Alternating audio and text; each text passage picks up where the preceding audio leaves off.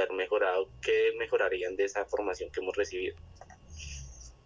Yo pienso que básicamente eso está dirigido como a, bueno, les comento, hace unos días me encontraba en una reunión con profesores donde tuve la oportunidad de conocer algunas de sus posturas y allí se rescataba mucho el hecho de, o sea, que ellos reconocen la importancia de llevar a práctica todo lo teórico que se nos da, porque finalmente nos estamos quedando en eso, en lo que es la teoría, y es como, ay, bueno, si llegara un caso de tal cosa, entonces trátenlo de esta manera, porque así es como estamos, digamos que, formados.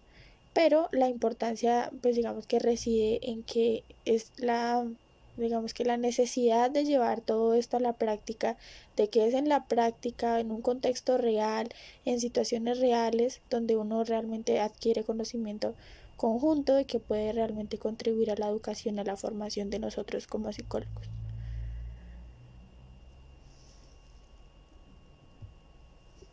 ¿Alguien quiere aportar algo más?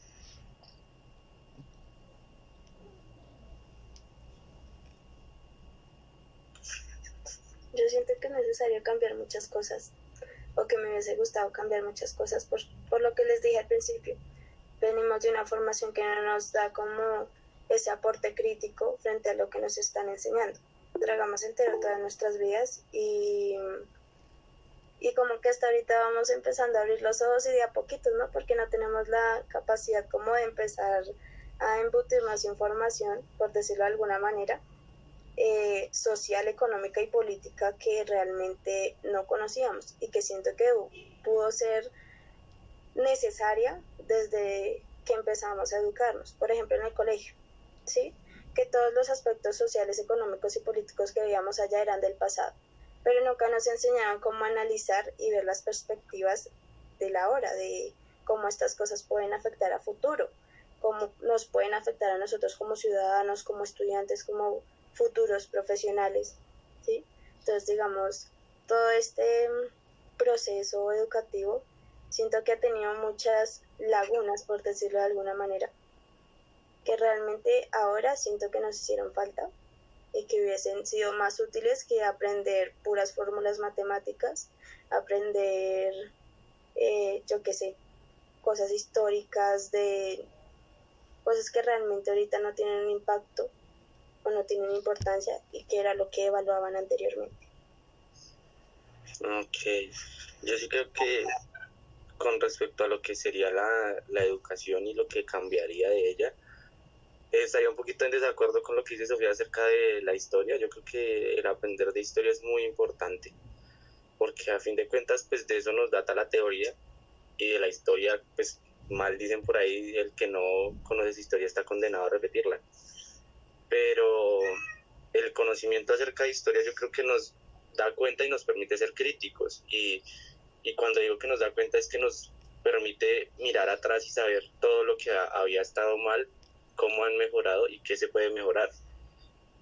Creo que la formación, el carácter práctico sería algo que se debería mejorar mucho, y pues yo creo que también este carácter pasivo que tenemos nosotros como estudiantes, porque somos muy pasivos, y yo también en algún momento tuve la oportunidad de hablar con algunos de los docentes de la facultad de psicología, y ellos reafirmaban el hecho de que somos muy pasivos al momento de adquirir la formación, y, y como que somos muy dados a recibir una orden, y ese hecho de solo actuar mediante una orden pues nos hace ser una pieza más de la maquinaria económica que se maneja hoy en día. Entonces yo creo que hay que mejorar el ámbito práctico y tomar este papel activo de nuestra educación, porque a fin de cuentas deteriora nuestro crecimiento intelectual y el aporte que podríamos hacer si fuéramos más activos.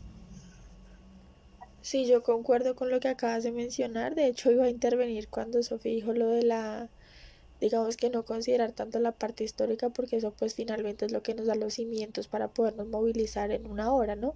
No dejar como que, ay, no, si estamos mirando sobre la historia, sobre cómo resurgimos, sobre cómo hemos avanzado y eso, no solamente eso, sino va mucho más allá, porque es tener como esa base, digamos que potente para que nos dé los motivos suficientes e impulsar y mucho pues mejorar la psicología como tal, tanto que a esto le llamaría pues una psicología contextualizada, ¿no? Que lo mencionábamos también en clase. Yo quiero decir algo.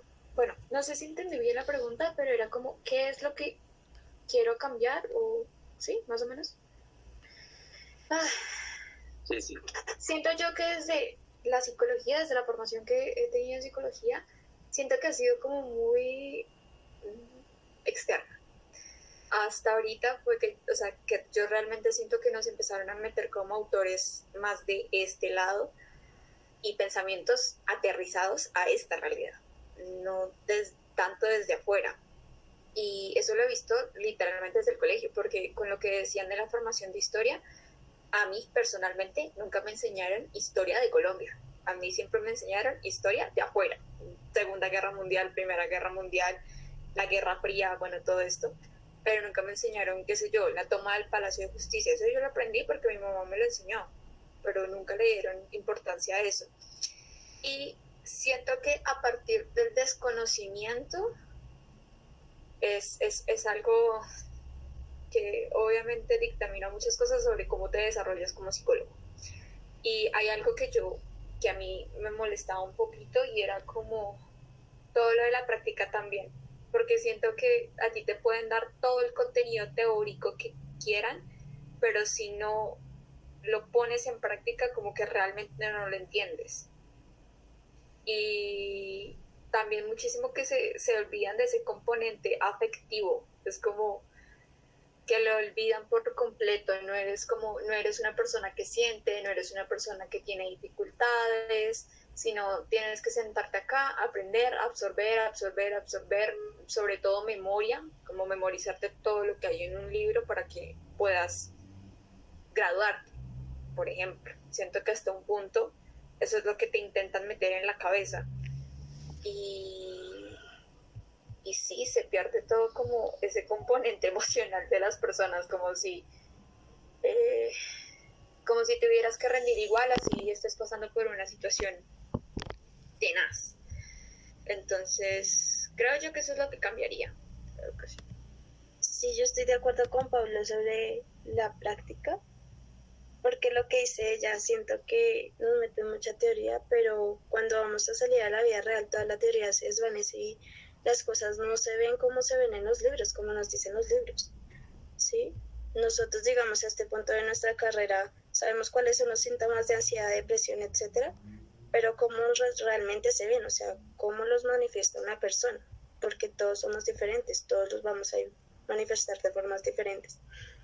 Entonces, siento que también estoy de acuerdo con eso con Pau, de que hubiese querido más práctica, y no solo en la carrera, sino también en todos los conocimientos, en los valores que hablábamos principalmente pues desde el inicio de esta conversación. También tengo un problema con los manuales, un problema con el CIE-10, el DSM-5. Tengo muchísimos problemas con eso. Porque si bien dicen como, estos son los síntomas de estas cosas, cuando tú vas y miras, probablemente eso no sea. Porque siento que como que casi se vuelve un poco, ¿cómo le digo? Un poco como exagerado, como, sí, una persona con autismo se pierde en sus propios pensamientos todo el tiempo, pero igual si miras a veces un niño con autismo y es totalmente diferente. O cuando hablábamos, no sé, creo que era Asperger, creo que sí, que eran como que no tenían, no quiero decir apetito, pero se me olvida la palabra, sino como esta atracción sexual por otras personas, y la realidad es que no, ¿sí? Entonces siento que como que invisibiliza muchas cosas en el manual y digamos en nuestra formación en esta universidad es muy sesgada a esos manuales. Como la práctica en el CAP va a ser dictaminada por el CIE-10 y por el DSM. Y es como, ¿por qué? Porque tú vas y miras y es totalmente diferente, totalmente ajeno. Digamos, sí hay unas cosas que tienen en común, pero no es eso enteramente. Y eso lo desconocen. Y es como, bueno, sí, pero ¿qué importa? Sí, eso me molesta muchísimo. Ok. Un poquito en relación a esto del diagnóstico, sobre todo, pues nosotros como psicólogos creo que desde el principio hemos vivido con el hecho de que vamos a diagnosticar. Y yo creo que el que desde el principio de la carrera nos estén diciendo que se diagnostica y se diagnostica, que pues es ya nuestra labor. Y yo sinceramente cuando pienso en esto no logro encontrar una respuesta acerca de cómo yo puedo hacer mi labor sin diagnosticar. Entonces quisiera saber qué visión tienen ustedes y si han tenido alguna forma o han pensado en alguna forma de que no todo se limite a un diagnóstico.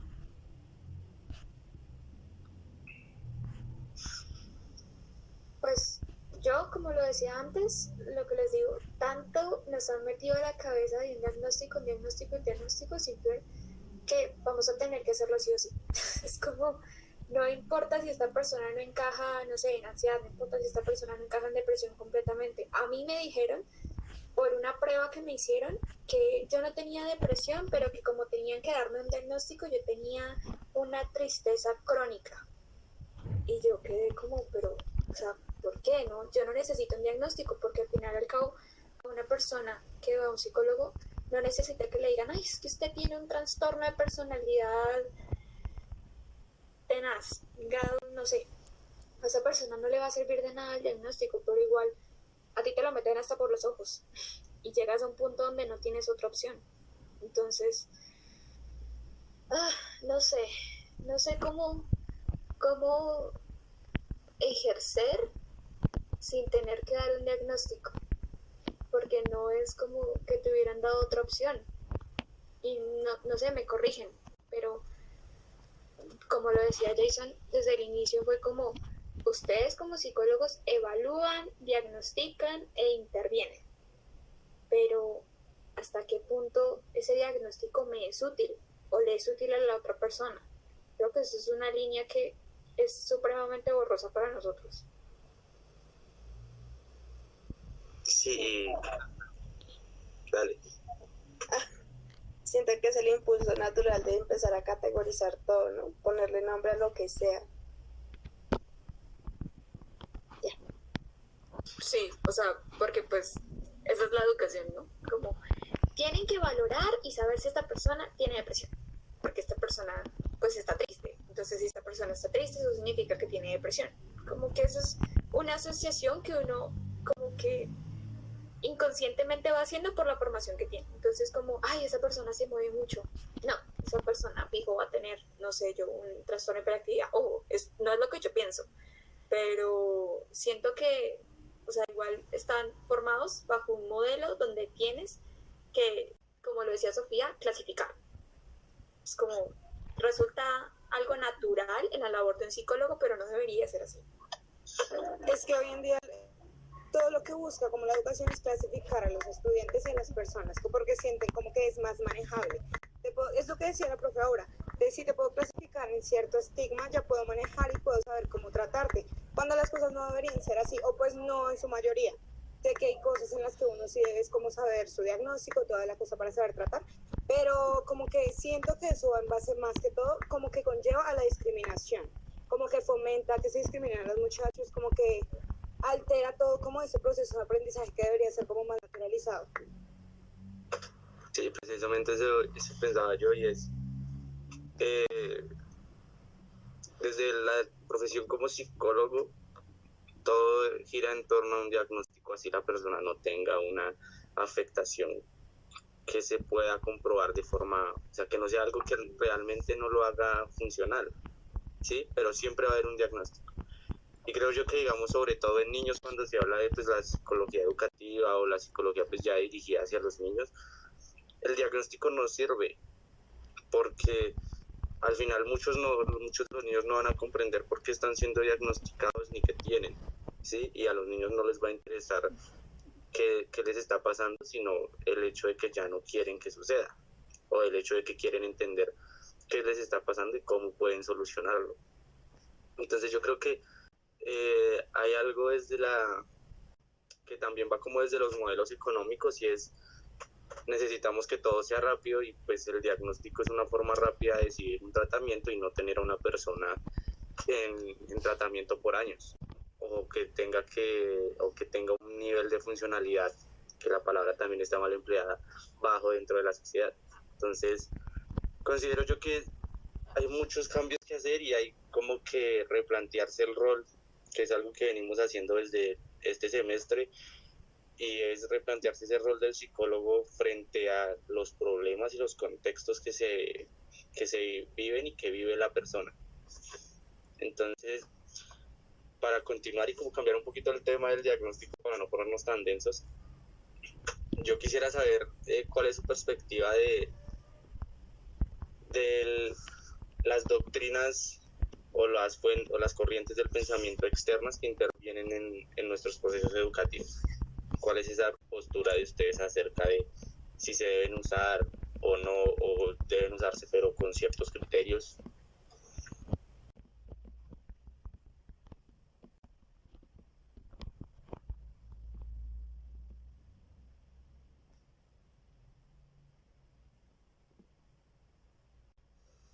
Perdón, tuve una interferencia. Te escuché la última parte.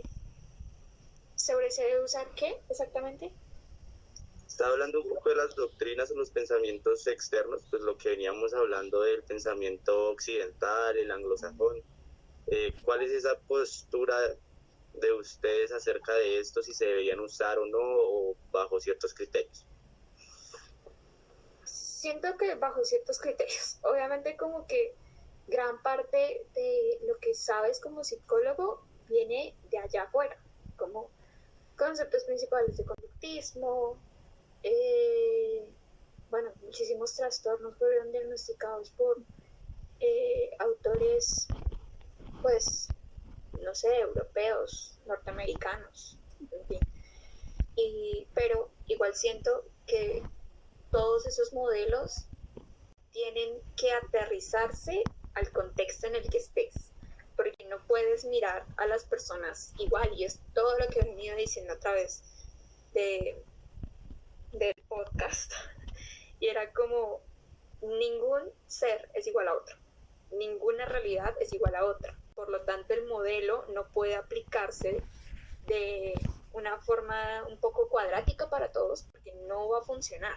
Una intervención no puede estar diseñada como si todos fueran un ente igual, porque no es así. Lo que a mí me sirve probablemente no le sirve a Sofía o a Dayana o a Natalia, o lo que le sirva a ellas probablemente no me sirva a mí, porque no somos iguales. Y un poco tengo muchos problemas con esos, porque esos modelos son, es que se me olvida la palabra, pero son como, díganme la palabra, es que se me olvidó.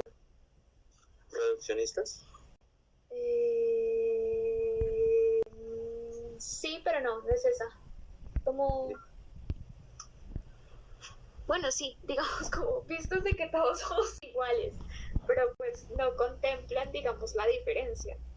Entonces, siento que son útiles, pero es necesario, digamos, darles un giro y una visión más amplia.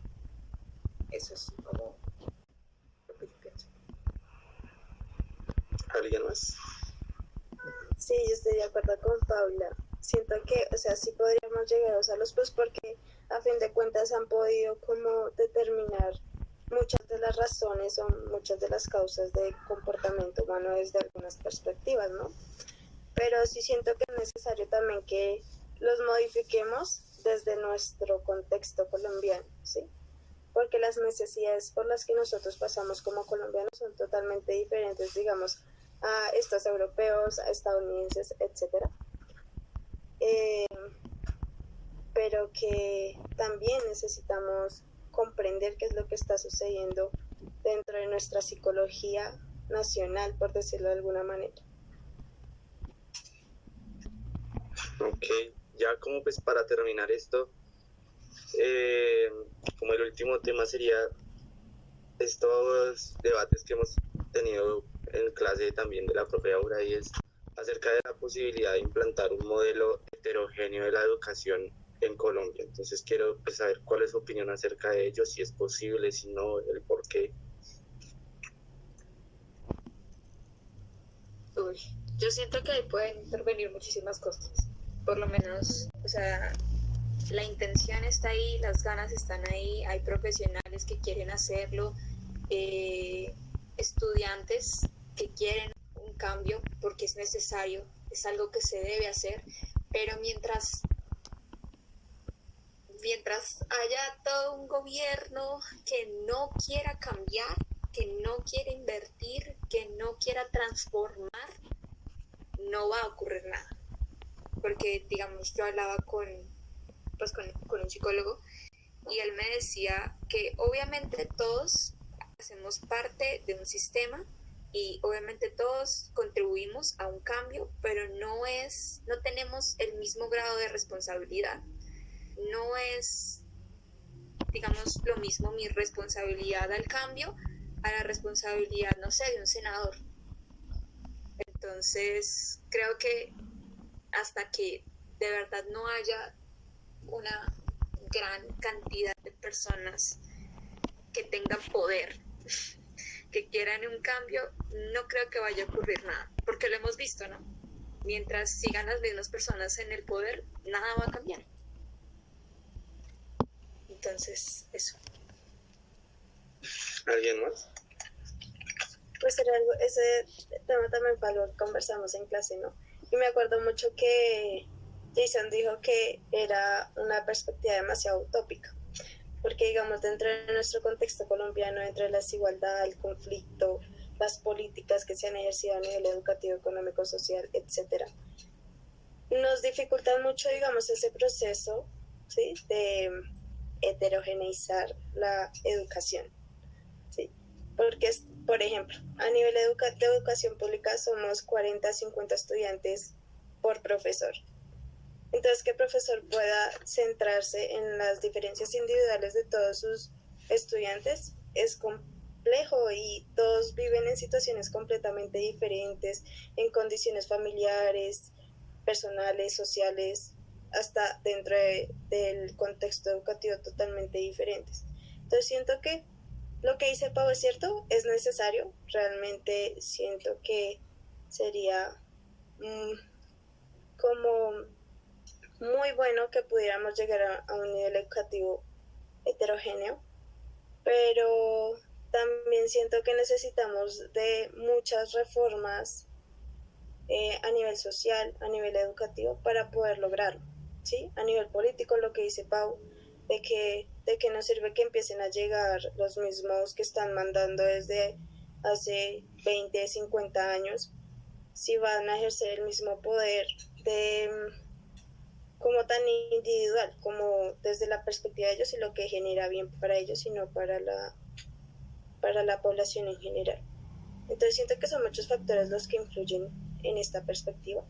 Sigo pensando que es un ideal, que es demasiado como muy soñado una educación de esta manera, pero sí es necesario. Ok, sí. Yo pues concuerdo con las posturas de ambas. Sí, es algo bastante onírico el hecho de pensar en una educación heterogénea, sobre todo en el contexto colombiano, y más viendo pues también lo que nos decían algunas de las personas que entrevistábamos, y era que se notaba en ellos en general una visión bastante pesimista de la educación en el futuro. O sea, hablábamos con un docente del área pública y nos hablaba él de cómo para él la educación soñada es una educación donde el estudiante aprenda a pensar, aprenda a ser una persona individual, pero también encajar en un colectivo. Pero nos decía que él no veía que se fuera a dar un cambio importante en la educación si el gobierno no se seguía interesando por ello. Y es algo que yo he analizado muchas veces y me he puesto a pensar, y es, sí, si la inversión no aumenta, si el gobierno no se compromete, es muy complejo que la educación en el país mejore, y que por ende la educación, el desarrollo de las ciencias se complica mucho. Entonces, pues ya pues dejo abierta la opción a que alguien más quiera dar una respuesta, y si no, pues para dar despedida. Pues yo creo que ahí ya lo único que faltaría era como mencionar que al gobierno no le conviene que las personas piensen. Eso ya lo sabemos, es como si tú piensas, entonces tú te rebelas, porque entiendes que la situación en la que estás es pésima, de que vives bajo un sistema opresivo que lo único que quiere es que produzcas, porque eso es lo único que quieren de ti. A ellos no les interesa que pienses, a ellos no les interesa que crees una empresa, a ellos no les interesa que compres una casa, nada de eso les importa, entonces por eso tampoco invierten en la educación. Y hasta que no se invierta en la educación y se cambie todo este modelo, porque lo decían en la clase de educación, y era como muchos profesores tienen públicos, tienen como esta lista de requerimientos para cumplir a lo largo del año, y como que sí o sí tienen que cumplir, y cierta cantidad de estudiantes tienen que cumplir, y ya, con eso ya se libran. Entonces es todo un sistema basado en pasar con 3, pues, y que aprueben y ya. No les interesa si aprendieron, no les interesa si crearon una postura crítica. Aparte, porque siento que eso cambia un poquito cuando entras a la educación superior, como que intentas meterte un poco, crear postura crítica, pero hay muchísimos jóvenes que no pueden acceder a una educación superior precisamente por todos los baches que uno se va encontrando en el camino con el sistema. Entonces la única opción que tienen los estudiantes es el ICETEX. ¿Y cuál es la postura de todos con el ICETEX? Vas a morir endeudado. Es como vas a pasar toda tu vida trabajando como un animal para pagar un crédito porque quisiste estudiar. Entonces muchos se rehúsan a la idea de estudiar y terminan cayendo en lo que el sistema quiere, que no crezcas, que no aprendas. Ese es un gran problema. Sí, ¿algo más?